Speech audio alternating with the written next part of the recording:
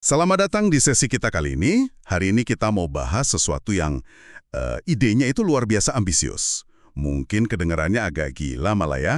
Ini dari Jeff Hawkins, bukunya A Thousand Brains, judul babnya aja udah bikin mikir.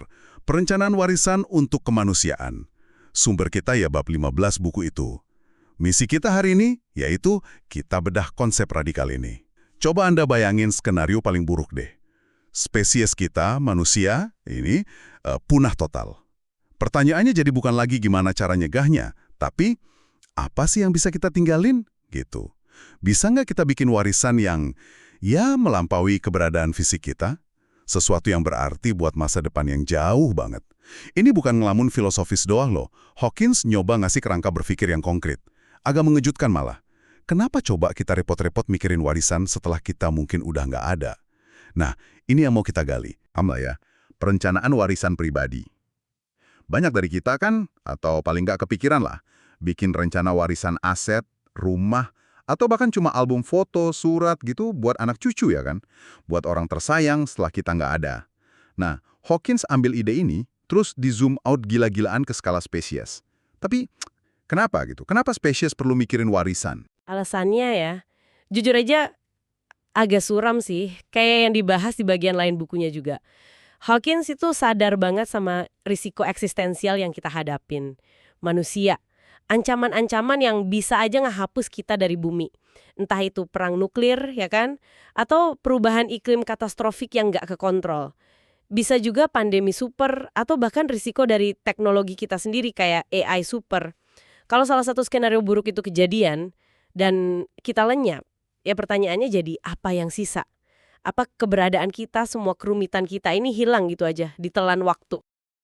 Jadi ini bukan cuma soal sentimen ya, tapi lebih ke respons atas kemungkinan nyata kalau ya cerita kita tamat gitu. Tepat, Hawkins pakai analogi dinosaurus yang kuat banget di bab 15 ini.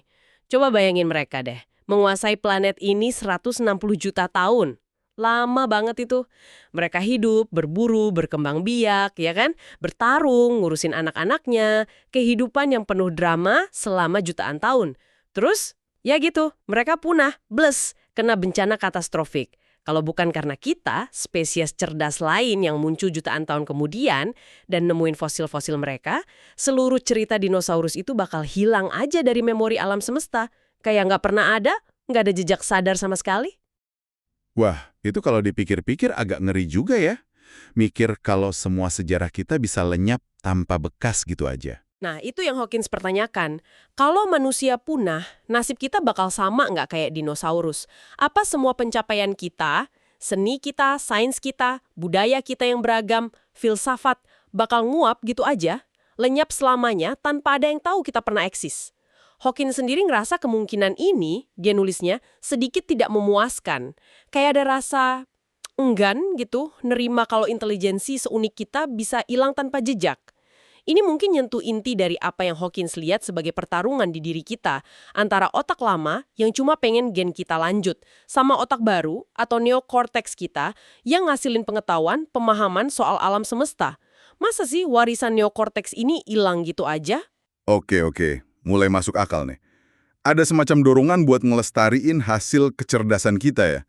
Tapi kalau kita beneran bikin rencana warisan kayak gini, siapa yang kita harapkan nerima manfaatnya? Kalau kita udah nggak ada, siapa yang bakal baca coba? Hawkins dan diketahui ada dua kelompok penerima potensial nih. Walaupun ya, dua-duanya spekulatif banget. Pertama, bisa jadi ada spesies cerdas lain yang evolusi di bumi setelah kita punah. Mungkin jutaan tahun lagi. Kita nggak tahu pasti, tapi kalau kehidupan jalan terus dan evolusi ngasilin kecerdasan lagi, ya mereka bisa jadi pewaris kita, kayak di film Planet of the Apes gitu, tapi mungkin bukan kera. Dan yang kedua, pasti lebih keluar angkasa nih. Ya jelas. Kelompok kedua itu peradaban cerdas ekstraterestrial, alien gitu kasarnya. Mereka bisa aja hidup sekarang barengan sama kita, di sudut galaksi mana gitu. Atau mereka baru muncul jauh di masa depan, terus suatu saat main ke tata surya kita pas kita udah lama nggak ada. Peluangnya mungkin kecil, tapi ya bukan nol juga kan? Tapi balik lagi nih ke pertanyaan awal. Kenapa mereka mesti peduli sama kita? Anggaplah ada spesies baru di bumi atau alien datang. Emang apa nilainya warisan kita buat mereka? Kenapa mereka tertarik sama spesies yang udah punah? Hawkins ngeliat ada beberapa nilai penting yang bisa kita tawarin. Pertama, dan ini mungkin paling dasar ya, cukup fakta bahwa kita pernah ada. Itu aja udah gede banget nilainya. Coba bayangin kalau kita nemu bukti pasti ada kehidupan cerdas lain di alam semesta. Kan heboh tuh, bakal ngubah cara kita ngelihat diri sendiri. Nah, buat peradaban lain, nemuin bukti kalau mereka nggak sendirian, kalau kecerdasan bisa muncul lebih dari sekali, itu sama revolusionernya. Tujuan SETI kan itu, nyari bukti yang lain. Warisan kita bisa jadi bukti itu buat mereka. Kedua, pengetahuan dan sejarah kita. Ini penting banget. Dinosaurus kan nggak bisa ninggalin catatan soal dunia mereka, ya dan soal kenapa mereka punah. Kita bisa. Kita sebagai spesies cerdas pertama di bumi, sejauh ini ya, yang ngembangin sains dan catatan sejarah, punya potensi unik buat nurunin semua pengetahuan kita. Sains, teknologi, matematik, filsafat, seni, sejarah kita. Buat peradaban penerus di bumi, ini bisa jadi lompatan gede. Buat alien, ini bisa ngasih perspektif unik soal gimana kecerdasan lain berkembang. Mungkin ada yang lebih maju dari mereka, atau paling nggak beda banget lah cara mikirnya. Dan ada nilai ketiga yang mungkin, paling berharga justru ya. Terutama kalau kita punahnya gara-gara ulah sendiri. Nah, itu dia, pelajaran dari kepunahan kita. Kalau misalnya nih, amit-amit, kita punah gara-gara perubahan iklim buatan sendiri yang nggak kekontrol, atau perang nuklir, catatan soal gimana dan kenapa itu terjadi bisa jadi peringatan yang penting banget buat spesies cerdas lain. Mereka bisa belajar dari kesalahan fatal kita, biar nggak ngalamin nasib yang sama. Nilai informasi kayak gitu, semacam studi kasus gagalnya peradaban cerdas, susah diukur. Bisa jadi ini kontribusi terbesar kita buat alam semesta, walau udah almarhum. Oke, konsep dasarnya kuat nih. Kita punya warisan berharga, ada kemungkinan penerimanya di masa depan. Sekarang, bagian paling susahnya. Gimana caranya ninggalin warisan ini biar awet jutaan tahun? Dan bisa ditemuin. Hawkins ngasih beberapa skenario. Yang pertama kayaknya paling sering kita dengar ya, semacam pesan dalam botol tapi versi luar angkasa. Betul, contoh klasiknya ya, itu plakat emas di Wahana Pioneer 10 dan 11, sama rekaman emas atau golden record di Voyager 1 dan 2. Itu kan artefak fisik yang sengaja dibikin terus dikirim ke luar angkasa.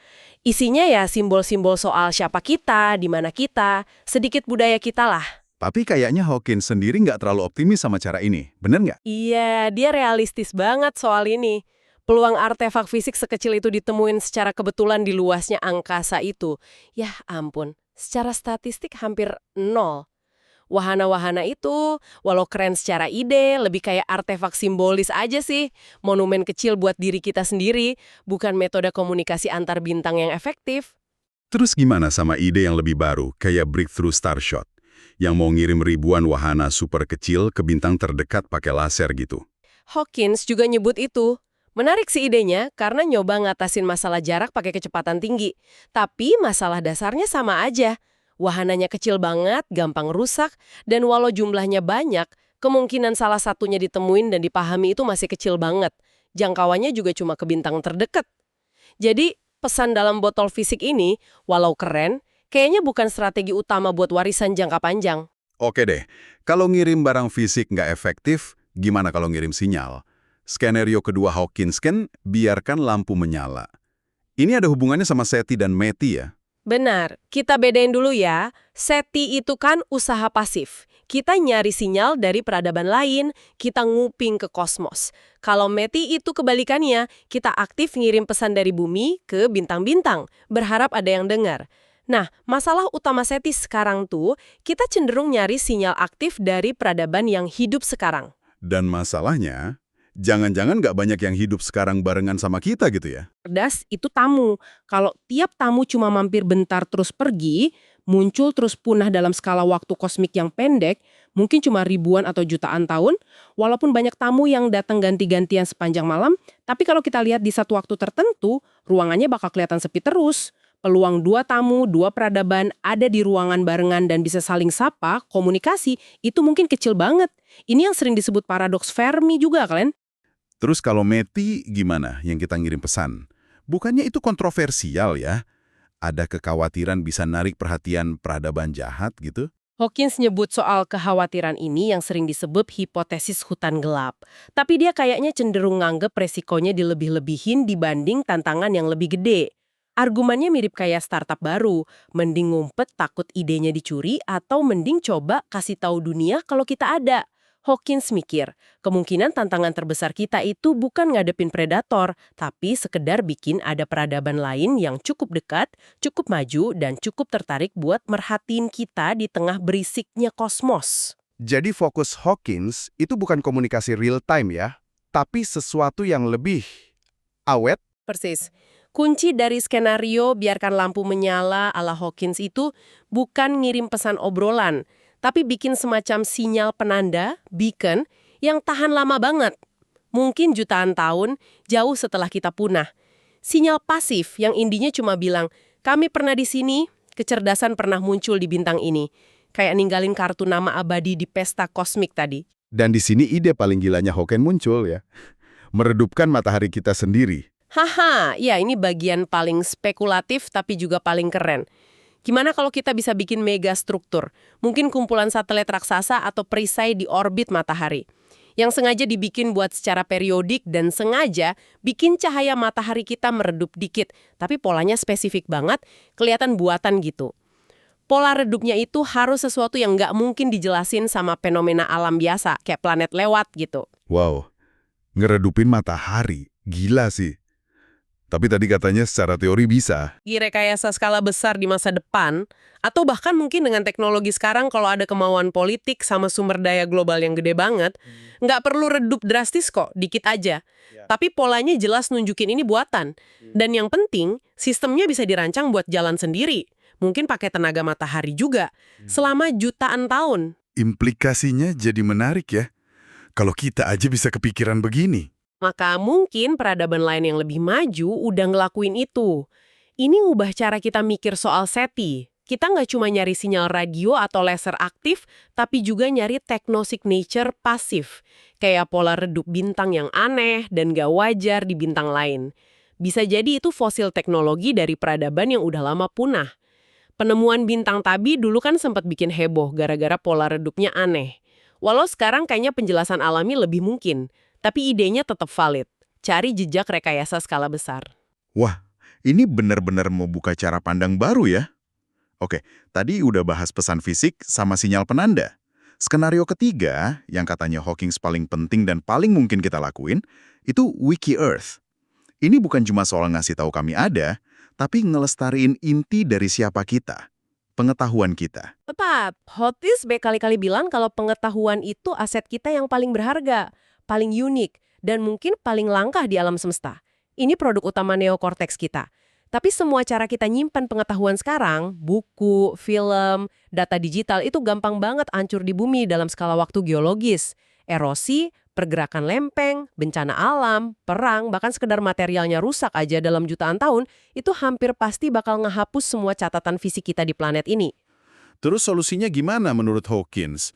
Bikin perpustakaan super aman di bawah tanah gitu? Bukan, di bumi. Solusinya itu bikin arsip digital dari pengetahuan kita yang paling penting, yang diupdate terus secara berkala, semacam snapshot abadi dari semua pemahaman kita, mungkin kayak ngarsipin Wikipedia sama database ilmiah utama gitu secara rutin. Terus simpan salinan arsip ini di tempat yang super aman dan super tahan lama, jauh dari bahaya di bumi. Di mana tuh tempat seaman itu? Di bulan? Hawkins nyaranin lokasi yang lebih stabil dan mungkin lebih gampang ditemuin sama penjelajah tata surya masa depan. Beberapa satelit khusus yang ditaruh di orbit ngelilingin matahari, mungkin di titik Lagrange yang stabil atau orbit heliosentris lain. Lokasi di luar angkasa ini relatif aman dari gangguan bumi, lebih gampang dideteksi dari jauh, tapi juga cukup jauh biar nggak gampang dirusak. Satelitnya harus dirancang biar tahan jutaan tahun, mungkin pakai sistem perbaikan sendiri atau gimana caranya biar awet banget. Dan tujuannya jelas ya. Kalau ada spesies cerdas lain muncul di bumi jutaan tahun lagi dan bisa keluar angkasa, atau kalau ada alien datang, mereka bisa nemuin kapsul waktu pengetahuan ini. Mereka bisa ngunduh sejarah kita gitu ya? Persis. Mereka bisa belajar semua tentang kita, evolusi kita, sejarah peradaban, penemuan ilmiah, seni, budaya, filsafat. Dan kalau skenario terburuk terjadi, mereka bisa belajar kenapa kita punah. Coba bayangin betapa berharganya info itu buat mereka. Hawkins ngajak kita mikir, coba bayangin kalau kita hari ini nemu arsip serupa dari peradaban cerdas sebelumnya di Mars atau Venus. Gila nggak tuh? Luar biasa kan? Nah, itulah nilai yang bisa kita kasih ke masa depan lewat proyek Wiki Earth ini. Ini bentuk warisan paling ambisius dan mungkin paling bermakna. Oke, saya akui nih, konsep Wiki Earth ini walau skalanya gede banget, rasanya paling manusiawi gitu ya. Ini soal ngelestariin pikiran kita. Tapi, ayo balik ke bumi bentar. Ini kan konsepnya gede banget semua ya, mikirnya jutaan tahun, alien, ngeredupin matahari. Mungkin Anda yang dengerin sekarang nanya, ini menarik sih, tapi ngapain gue peduli sekarang? Masalah kita di sini banyak banget yang nyata. Gimana Hawkins jawab kritik ini? Itu pertanyaan bagus banget, dan Hawkins ngakuin itu kok. Jelas kita harus fokus sama masalah mendesak sekarang. Tapi dia bilang, justru dengan mikirin warisan jangka panjang ini, kita bisa dapat manfaat jangka pendek juga. Ini bukan soal ngalihin perhatian, tapi nambah perspektif. Manfaat jangka pendeknya apa aja tuh? Pertama, anehnya nih, mikirin cara ninggalin warisan kalau kita punah, itu justru maksa kita buat ngadepin risiko kepunahan itu sendiri secara lebih serius. Lebih jujur, risiko eksistensial yang sebagian besar kita bikin sendiri. Nuklir, iklim, bioteknologi, AI. Kalau kita aktif ngerencanain gimana kalau kita gagal, mungkin kita jadi lebih termotivasi buat memastikan kita nggak gagal. Bisa dorong pencegahan yang lebih kuat. Jadi kayak pengingat kematian buat spesies kita gitu ya, biar hidup lebih bijak. Bisa dibilang gitu. Kedua, ini ngedorong kita buat pakai kacamata waktu yang jauh melampaui berita harian atau siklus politik. Mikir dalam skala waktu kosmik, puluhan ribu atau jutaan tahun, itu bisa bantu kita ngelihat masalah sekarang dengan cara beda. Mungkin konflik-konflik kecil yang bikin kita pecah sekarang jadi kerasa kurang penting dibanding tujuan gede ngejaga kelangsungan hidup spesies dan ngelestariin pengetahuan kita. Bisa numbuhin rasa persatuan global. Perspektif kosmik buat ngobatin perpecahan. Menarik. Ada lagi? Terutama Wiki Earth, bisa ngasih rasa tujuan bersama yang lebih besar buat manusia. Misi bareng yang lewatin batas negara, budaya, generasi. Misi buat secara sadar, ngumpulin, ngelestariin, dan nurunin aset kita yang paling unik, pengetahuan. Ini mirip kayak dilema investasi. Berapa banyak sumber daya buat kebutuhan mendesak hari ini, jangka pendek, vs berapa banyak buat investasi masa depan, jangka panjang. Dan Hawkins bilang kalau nggak investasi sama sekali di masa depan jangka panjang, itu resep pasti buat gagal di masa depan itu ya. Sekarang aja itu strategi yang jelek dalam jangka panjang. Perencanaan warisan spesies ini menurut dia itu bentuk investasi jangka panjang termulia yang bisa kita lakuin. Ini bukan soal ngabaikan masalah sekarang, tapi nambah lapisan makna, tujuan, dan harapan jangka panjang buat eksistensi kita bareng-bareng. Ini juga, balik lagi, nyambung ke tema inti buku Hawkins soal pertarungan di dalam diri kita. Pertarungan antara otak lama kita, bagian otak reptil, mamalia awal yang didorong insting dasar buat bertahan hidup, reproduksi, kompetisi, sama otak baru kita, neokorteks, yang tanggung jawab buat kecerdasan abstrak, bahasa, rencana jangka panjang, kemampuan kita paham alam semesta. Otak lama fokusnya biologis di sini dan sekarang. Otak baru bisa membayangin masa depan jauh, menghargai pengetahuan, mikirin makna hidup. Jadi, ide perencanaan warisan untuk kemanusiaan ini intinya kayak manifestasi kemenangan? Atau paling nggak pilihan sadar buat mentingin hasil dari otak baru kita gitu ya? Tepat sekali. Ini ajakan radikal dari Hawkins buat mikir melampaui batas biologis kita aja. Ini tentang gimana kita, sebagai spesies yang sejauh ini kita tahu pertama di planet ini yang bisa paham kosmos, bisa secara sadar milih buat ninggalin jejak pengetahuan yang abadi, bukan cuma jejak genetik atau fosil. Dan ini bawa kita ke pemikiran penutup yang provokatif banget dari Hawkins, yang benar-benar ngerangkum pertarungan otak lama versus otak baru ini. Perencanaan warisan itu pada dasarnya soal milih buat ngelestariin buah neokorteks kita, pengetahuan, di atas dorongan otak lama buat sekedar ngelanjutin gen kita lewat bertahan hidup secara biologis. Pertanyaannya jadi, apa implikasi paling dalamnya kalau kita benar-benar mentingin pelestarian pengetahuan di atas segalanya? Bahkan mungkin, di atas kelangsungan hidup biologis kita sendiri. Apa artinya itu buat cara kita hidup sekarang? Di sini, di bumi? Sebuah pertanyaan besar ya buat kita renungkan bareng-bareng. Warisan apa, dalam skala apapun, dari pribadi sampai kosmik, yang sebenarnya ingin Anda tinggalkan sebagai bagian dari cerita panjang kemanusiaan ini. Sampai jumpa di pembahasan kita berikutnya.